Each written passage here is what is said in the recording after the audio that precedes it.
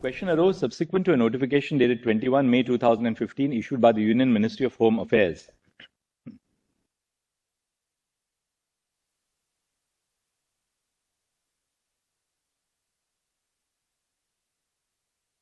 The limited issue for the consideration of this Constitution bench only relates to the scope of legislative and executive powers of the Centre and NCTD with respect to the term services.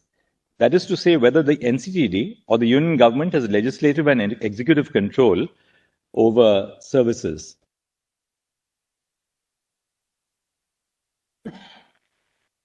Then we deal with the Constitution bench of 2018 and say, we are unable to agree with the view of Justice Bhushan in the 2019 split verdict.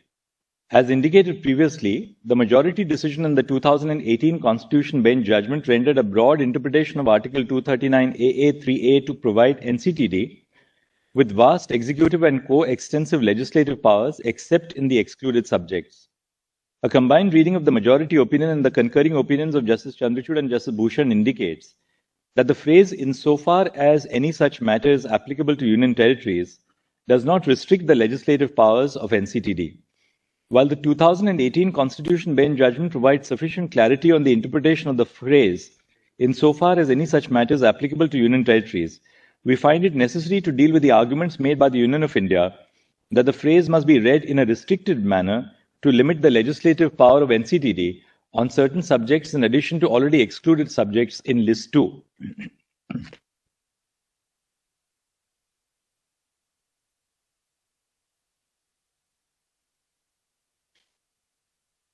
Article 239 AA3A confers legislative power to the NCTD.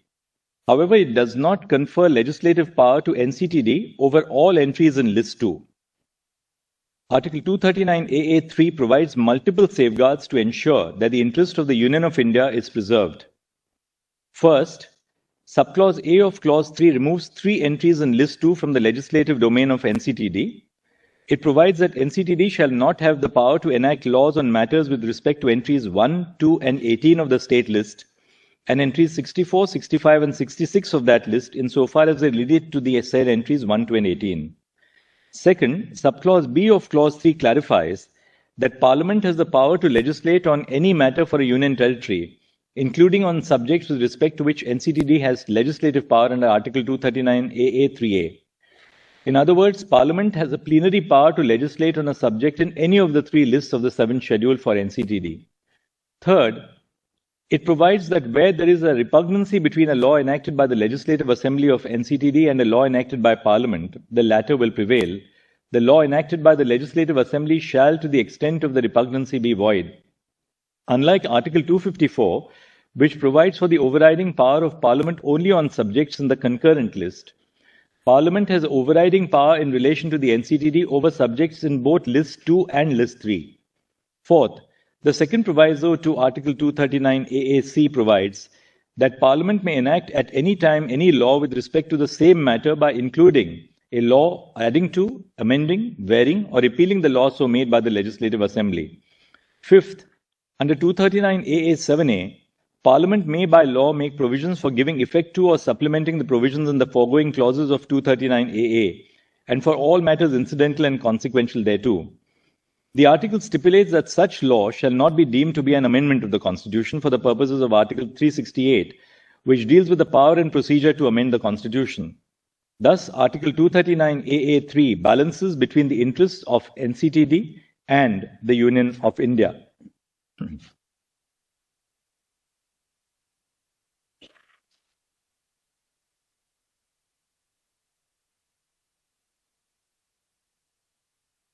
Article 239 AA expressly excludes entries 1, 2, and 18 of List 2 from the ambit of the legislative competence of the Legislative Assembly. 239 AA also stipulates that the legislative power of NCTD is excluded with respect to entries 64, 65, and 66 of List 2, insofar as they relate to entries 1, 2, and 18. Entry 1 deals with public order, entry 2 deals with police, and entry 18 deals with land. When we explain the entries, thus, the exclusion of entries 64, 65, and 66 to the extent that it relates to entries 1, 2, and 18 from the legislative competence of NCTD indicates that the governance structure envisaged in Article 239AA for NCTD was only to exclude specific entries from its legislative competence. To read the phrase insofar as such matter is applicable to the Union territories as introducing an implied exclusion of the legislative powers of NCTD with respect to certain other entries would be contrary to the plain meaning of the provision. Article 239AA establishes the Legislative Assembly for NCTD. The seats in the Legislative Assembly are filled by a direct election from the constituencies of NCTD. The Legislative Assembly of NCTD embodies the constitutional principle of a representative democracy similar to the Legislative Assembly of the state. The members of the Legislative Assembly of the NCTD are selected by the electorate of Delhi to represent their interests. Article 239AA must be interpreted to further the principle of representative democracy. To interpret the phrase insofar as any such matter is applicable to Union territories in a restrictive manner would limit the legislative power of the elected members of the Assembly. The members of the Legislative Assembly have been chosen by the electorate to act in their stead. Thus, the legislative competence of NCTD must be interpreted to give full impetus to the will of the electorate. Then page 53. The principles of democracy and federalism are essential features of our constitution and form a part of the basic structure. Federalism in a multicultural, multi-religious, multi-ethnic and multilinguistic country like India ensures the representation of diverse interests. It is a means to reconcile the desire of commonality along with the desire for autonomy and accommodate diverse needs in a pluralistic society. Recognizing regional aspirations strengthens the unity of the country and embodies the spirit of democracy. Thus, in any federal constitution, at a minimum, there is a dual polity. That is, two sets of government operate, one at the level of the national government and the second at the level of the regional federal units. These dual sets of government, elected by we the people in two separate electoral processes, is a dual manifestation of the public will.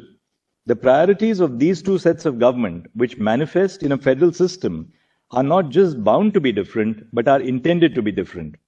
While NCTD is not a full-fledged state, its legislative assembly is constitutionally entrusted with the power to legislate upon the subjects in the state and list and concurrent lists. It is not a state under the first schedule to the Constitution, yet it is conferred with power to legislate upon subjects in lists 2 and 3 to give effect to the aspirations of the people of NCTD. It has a democratically elected government which is accountable to the people of NCTD. Under the constitutional scheme, NCTD was given legislative power which, though limited in many aspects, is similar to states. In that sense, with the addition of Article 239AA, the Constitution created a federal model with the Union of India at the center and the NCTD at the regional level. This is the asymmetric federal model adopted for NCTD. While NCTD remains a union territory, the unique constitutional status conferred upon it makes it a federal entity for the purpose of understanding the relationship between the Union and the NCTD.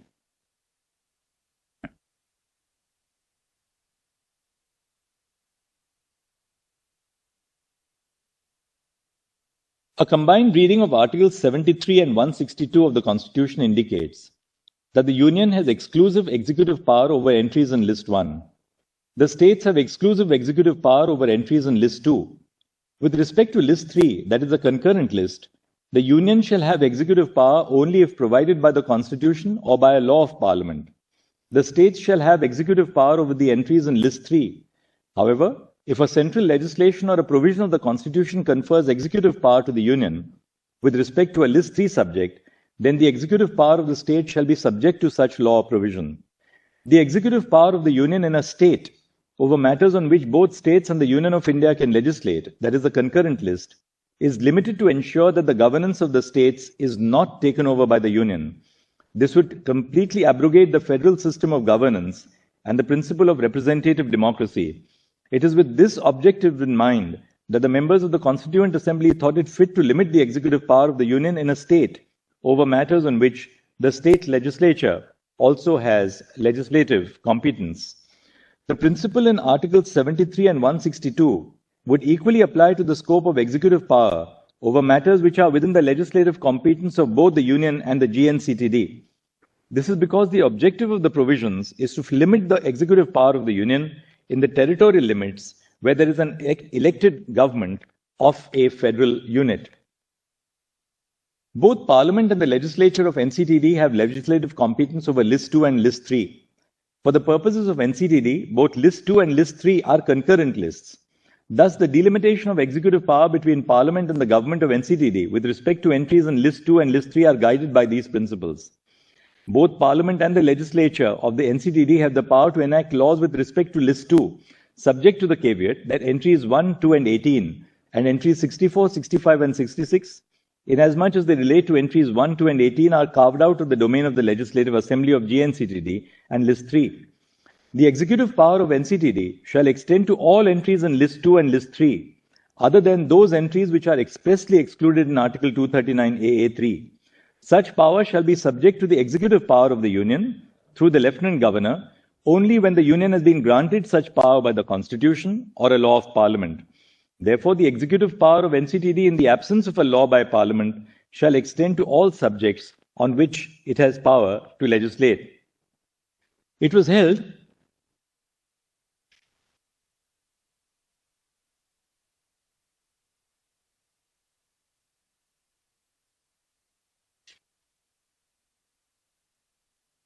Then we cover Rule 46 of the rules, and we say, the rule provides that the Lieutenant Governor shall exercise such powers and functions with respect to persons serving in the administration of NCTD as may be entrusted to him under the provisions of the rules and orders regulating the conditions of service of such persons or by any other order of the President.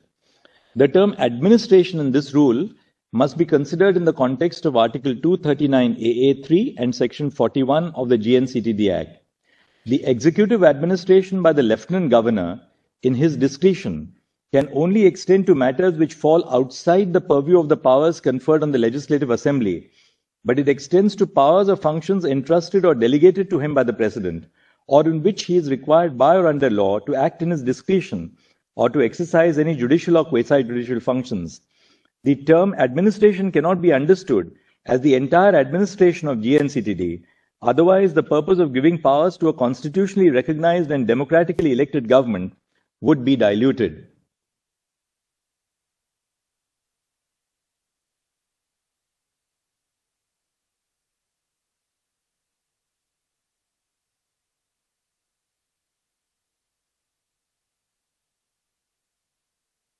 In a democratic form of government, the real power of administration must reside in the elected arm of the state, subject to the confines of the Constitution.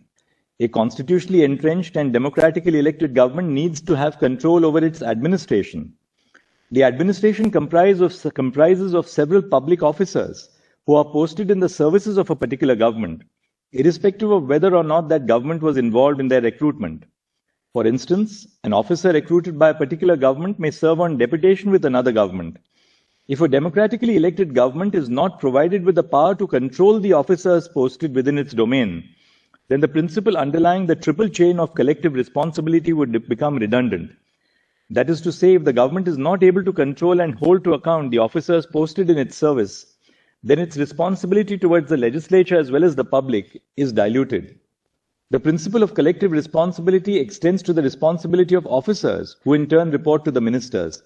If the officers stop reporting to the ministers or do not abide by their directions, the entire principle of collective responsibilities is affected. A democratically elected government can perform only when there is an awareness on the part of officers of the consequences which may ensue if they do not perform. If the officers feel that they are insulated from the control of the elected government which they are serving, then they become unaccountable or may not show commitment towards their performance.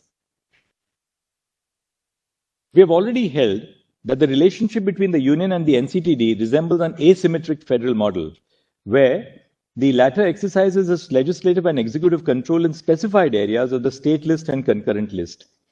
Article 239 AA, which conferred a special status to NCTD and constitutionally entrenched a representative form of government, was incorporated in the Constitution in the spirit of federalism, with the aim that the residents of the capital city must have a voice in how they are to be governed.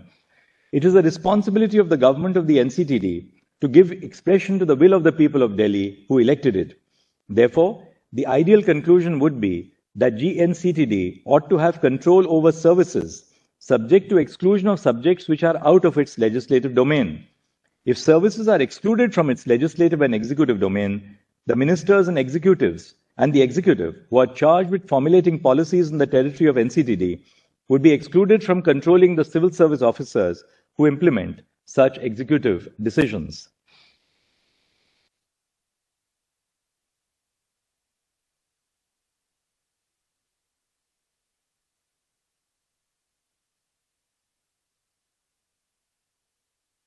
The legislative and executive power of NCTD over entry 41 shall not extend over to services related to public order, police, and land.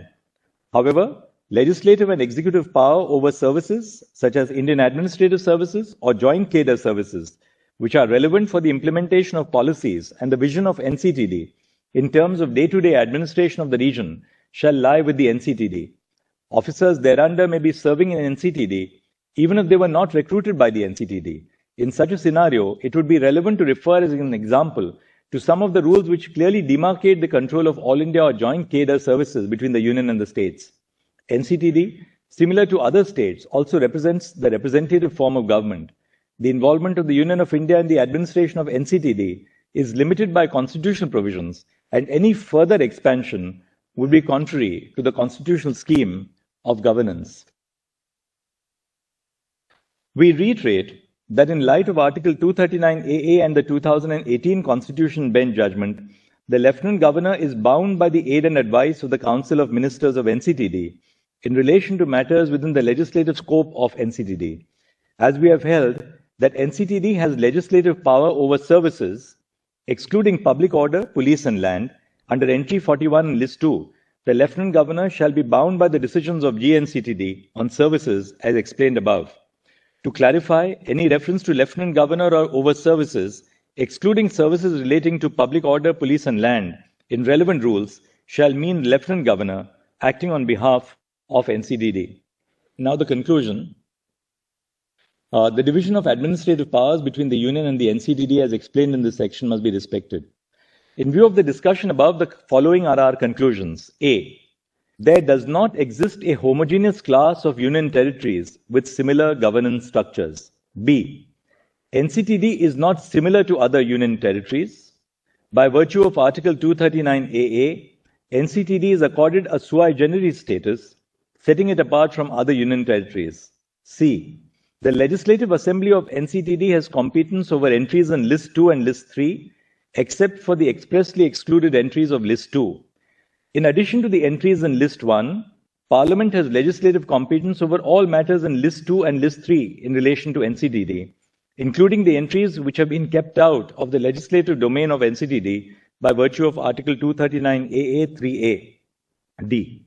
The executive power of NCTD is coextensive with its legislative power, that is, it shall extend to all matters with respect to which it has the power to legislate.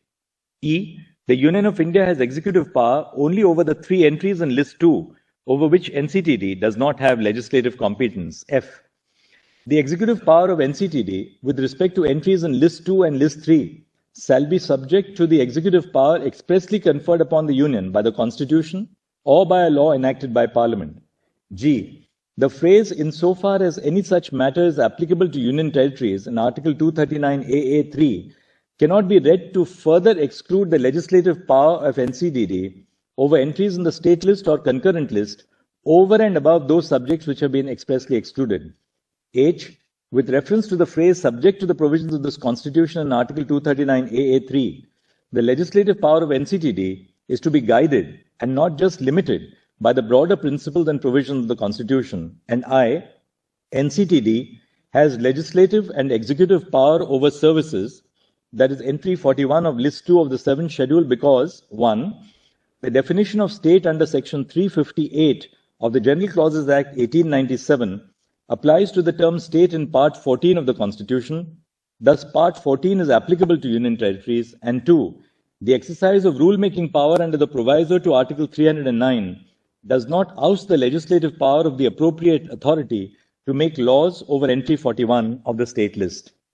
We have answered the issue referred to this Constitution bench by the order dated 6 May 2022. The registry shall place the papers of this appeal before the regular bench for disposal after obtaining the directions of the Chief Justice on the administrative side.